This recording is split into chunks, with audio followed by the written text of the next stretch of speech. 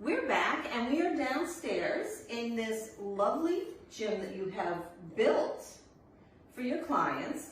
And you were showing me an interesting move on this lovely Pilates machine. And that was to target what area? So we're going to target the quads, the hamstrings, the butt. So this move is going to hit a lot of different things. So I use this reformer machine. I go squat as low as I can. Maybe I pray for it to be over. Maybe I put my hands right here. So I have most of my weight on my right glute, my right heel, and then I'm working the inner and outer thigh on the left leg. And I gotta use my core to stabilize. So that's all nice. But if you don't have a reformer at home, I'm gonna show you what to do at home. So you wanna land softly so you don't hurt your joints.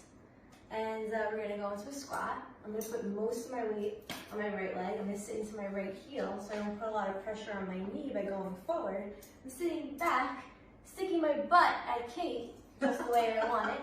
And now I'm gonna go like this. In, out, in, out. So you can go like in, out, and then thrust forward.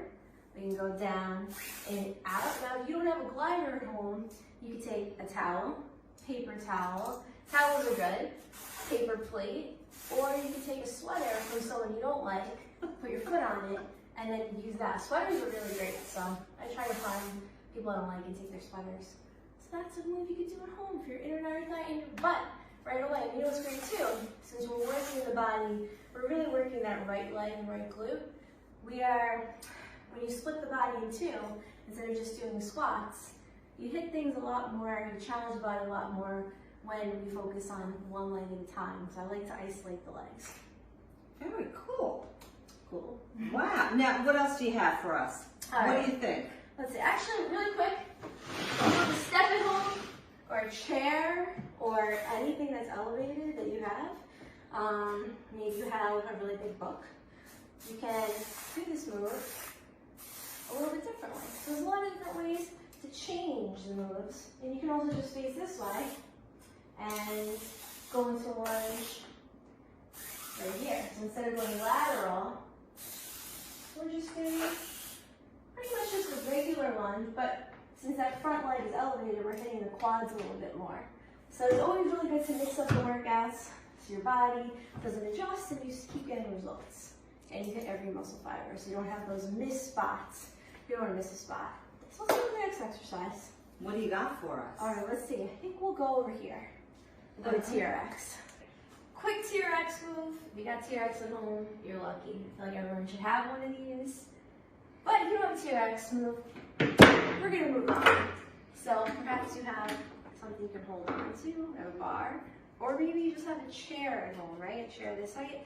So what we would do is we're going to work on preventing knee problems or rehabbing knee and ankle problems. Worked in physical therapy for a little bit. I'm going to transfer all my weight to my left leg.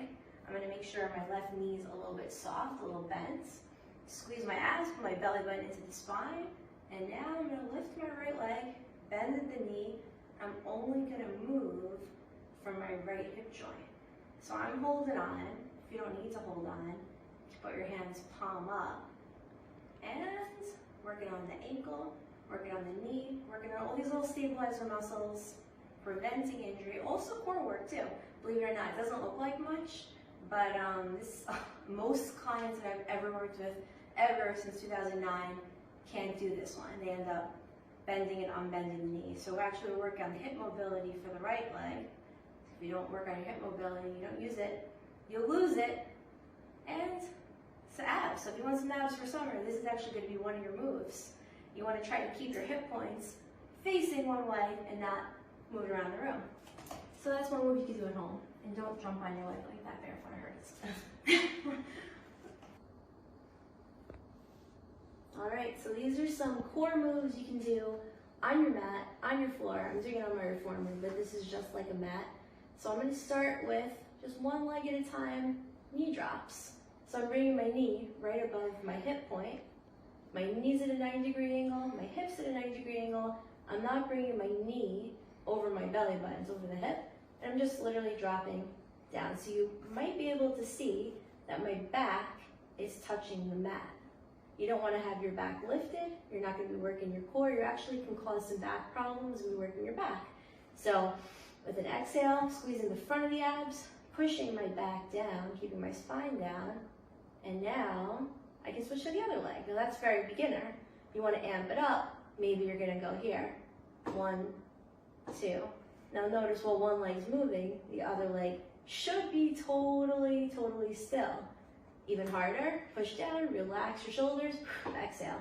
Inhale, exhale. So as you're exhaling, you're pushing that lower back down even more. You want to make it a little fancy. I always do this all the time. I'll go side to side.